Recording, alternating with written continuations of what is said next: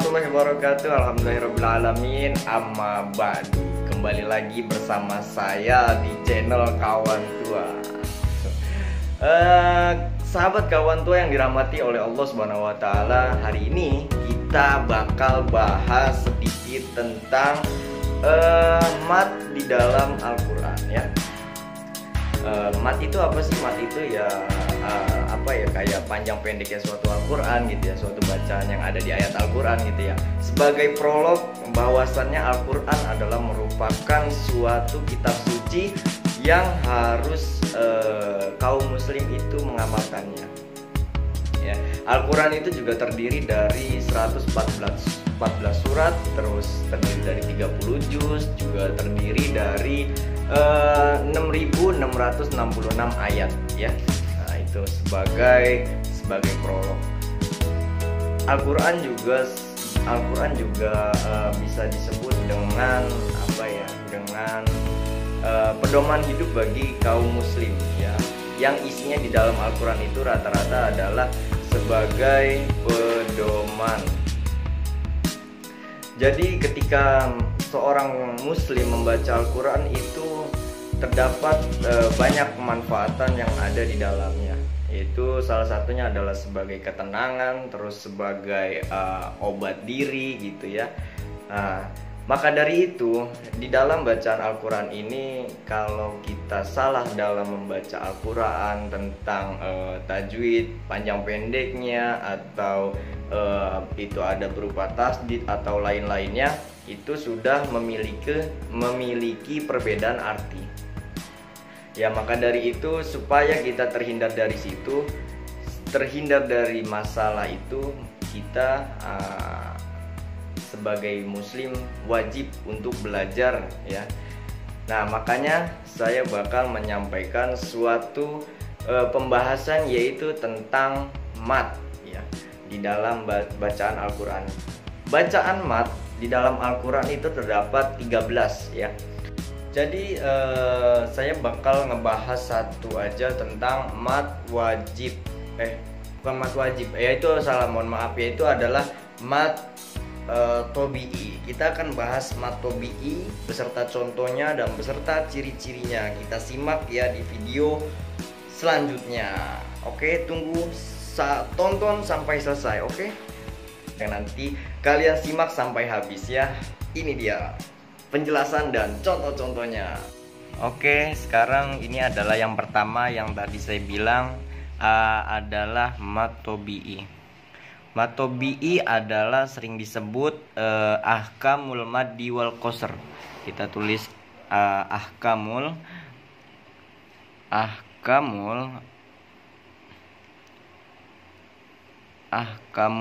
maddi wal qasr.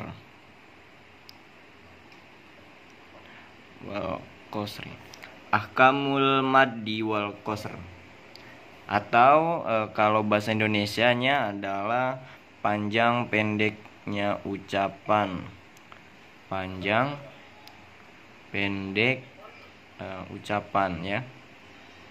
Ini adalah mat tobi'i. Mat tobi'i memiliki ciri-cirinya, yaitu ada tiga ciri-ciri. Yang pertama adalah huruf alif terletak sesudah fathah.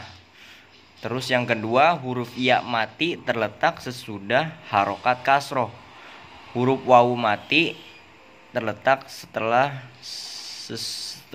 sesudah harokat dhammah.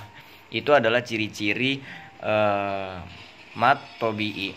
Nah, yang pertama ini bisa kita contohkan nih ya. Nomor 1 kita contohkan, yaitu huruf alif terletak sesudah mati, berarti contohnya la yusminu.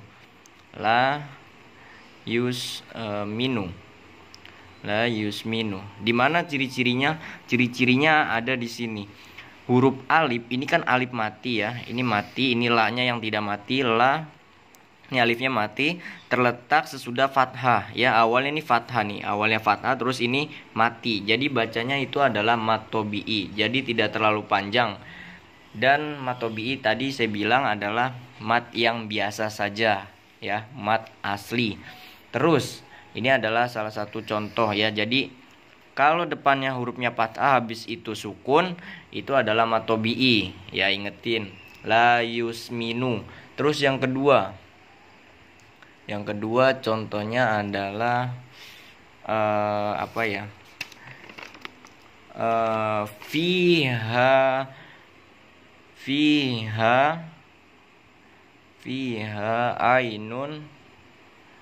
ainun jariyah. Ya, di sini adalah contoh yang kedua, huruf ya mati terletak sesudah harokat kasroh. Ya mati terletak, ini ya mati, ini harokat kasroh. Nih, ini adalah harokat kasrohnya, ini adalah ya matinya. Jadi huruf ya mati terletak sudah harokat kasroh, ya berarti betul ini. Fiha ainun jariyah. Nah, ini adalah suatu mat tabi'i juga dan dibaca dengan biasa, nggak terlalu panjang. Terus yang ketiga, ada yauma izin khosyi'ah. Oh bukan, wujuhui. Ini surat Al-Ghasyiyah. Oh maaf salah. Wujuhui yauma izin khosyi'ah. Di mana ciri-cirinya adalah di wujuh nih. Ini sukun ya. Maaf, ini sukun. Huruf wawu mati, kita lihat ciri-ciri yang ketiga. Huruf wawu mati terletak sesudah harokat doma. Huruf wawu mati terletak sesudah harokat doma. Ini adalah domahnya, ini adalah sukunnya. Jadi ini adalah ciri-ciri mat tabi'i ya. Ada 3. Yang pertama, huruf alif sukun terletak setelah harokat fathah. Yang kedua, huruf ya mati terletak sesudah harokat kasroh. Yang ketiga, wawu mati terletak sesudah harokat domah ya. Jadi itu adalah mat tabi'i, ciri-cirinya dan contohnya. Nanti kalau misalnya kalian ditemukan dalam Al-Quran, ingat bacanya adalah tidak terlalu panjang, yaitu alias mat yang biasa-biasa saja. Dan ini cara bacanya adalah la yusminu fiha. Jadi cara bacanya adalah 1 alif atau 2 ketukan. Terus yang ini adalah cara bacanya wujuhui, ya kan, nggak terlalu panjang, wujuhui. Nah itu ya. Ada lagi yaitu siroto,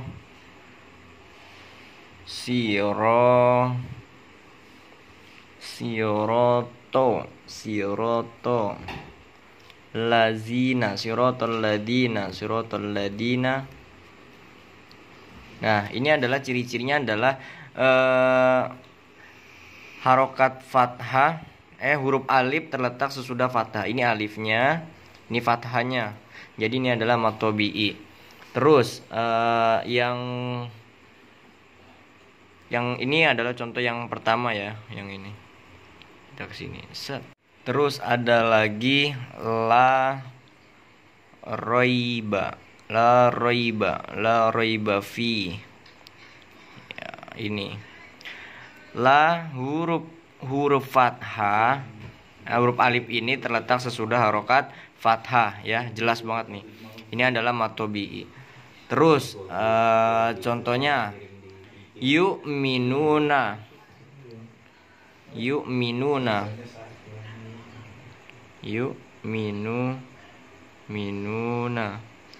Di mana letaknya adalah mat tabi'inya, yaitu adalah huruf wawu mati. Ini adalah wawu mati terletak sudah harokat domah.